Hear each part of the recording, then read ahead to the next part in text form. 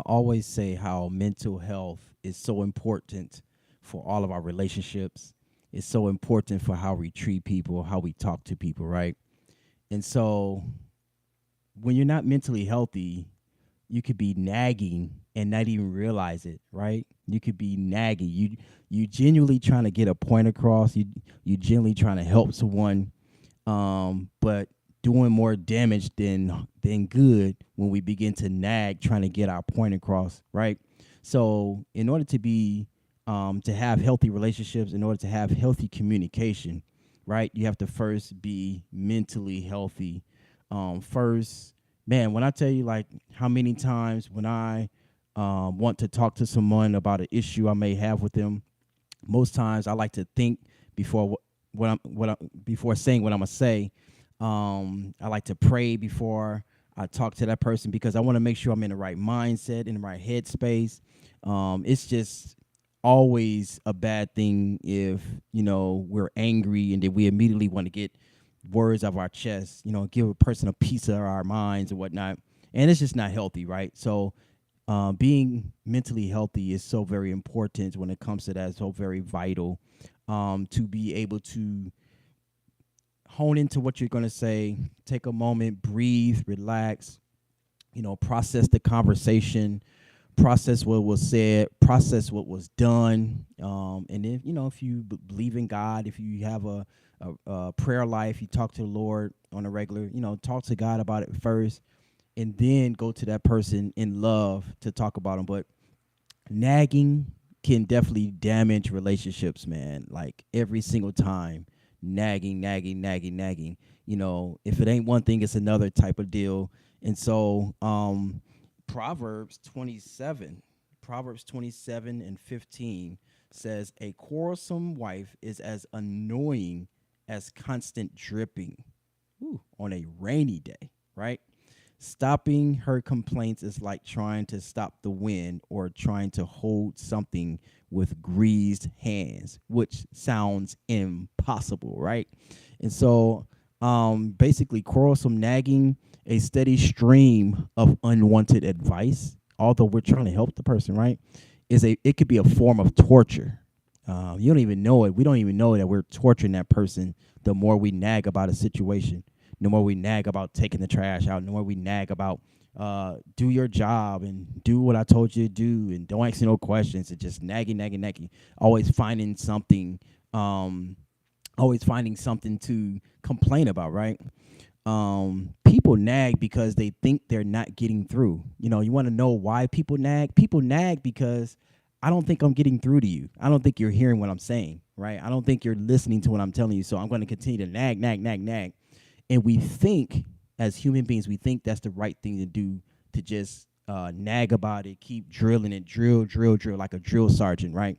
We know that everybody can't go to an army. Everybody can't go to an army. Everybody's not meant to be a part of an army because that's what drill sergeants do. They drill it in your head until you get it, until you wake up thinking about it, until you go to sleep thinking about it, until you just, breathe it, right?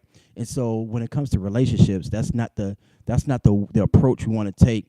Having a healthy relationship and just the nag, nag, nag, drill, drill, drill until you get it, get it, get it. That could be torture, right? And so you think you're getting through to the person and you're just making it worse. But what nagging does is it hinders communication. It hinders healthy communication. Communication can never be healthy when people nag, nag, nag, nag, right? It hinders more than it helps. When tended to engage in destructive, it's not a constructive communication. It's actually destructive communication when we nag.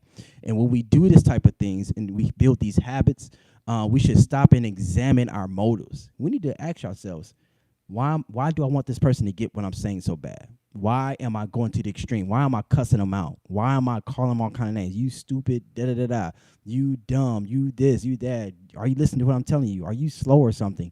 Like, we say all these things as a way to, quote unquote, get the attention, right? And it's just never good. It just makes things worse. And we need to ask ourselves, what is my true motive for wanting this person to understand where I'm coming from? What is my true motive for telling them what I'm telling them, right?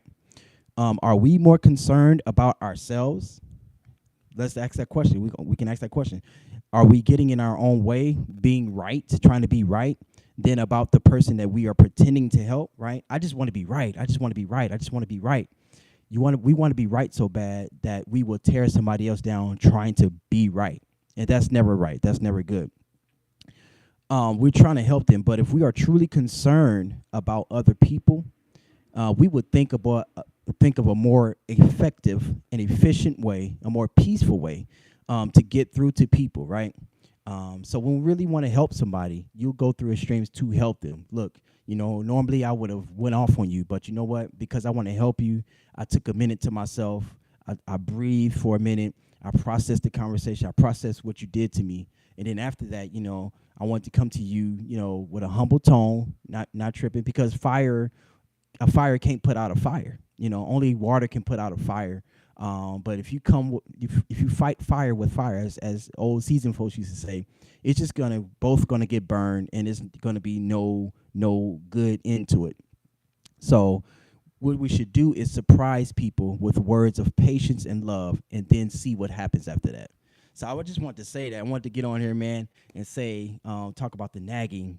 How some of us, man, we tend to nag, and it just doesn't help. It's not healthy, and we should try a more peaceful approach, a more patient approach. Because guess what? Somebody had one day had to be patient with me.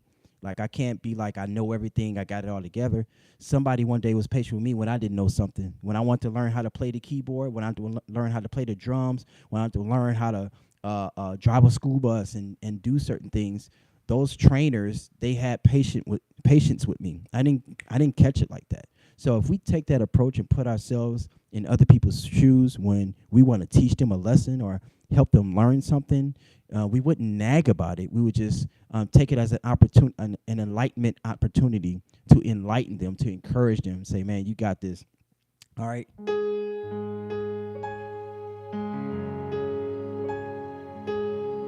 Just a little peaceful music before we go.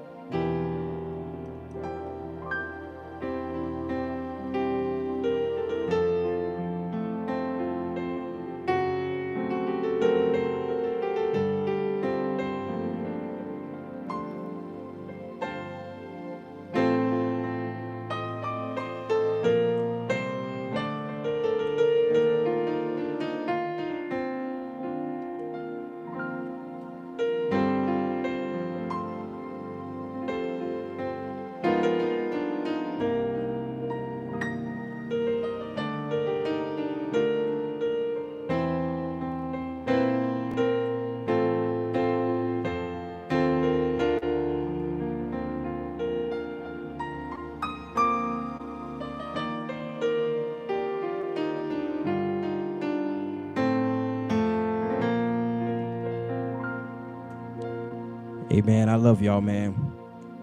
I hope hope you enjoyed this. Subscribe to my YouTube channel where you'll get some good wisdom gold nuggets, man. You'll get some good music, some good soft, relaxing music. You'll get some good gold nuggets that'll help us throughout life. Some tips on how better relationships, man. We definitely need better relationships in this world. We need to be able to get along in this world, and we need to be able to love each other. The differences, the likes. It's easy to love somebody that's just like you, but sometimes it's hard to love someone that's totally opposite of you. But it takes a real man and a real woman to find a way to love that person. All right. Subscribe to my YouTube channel. All right. Ryan Ruffner, you know what it is. Mental health plus mental help equals a sober mind. All right. I love you all.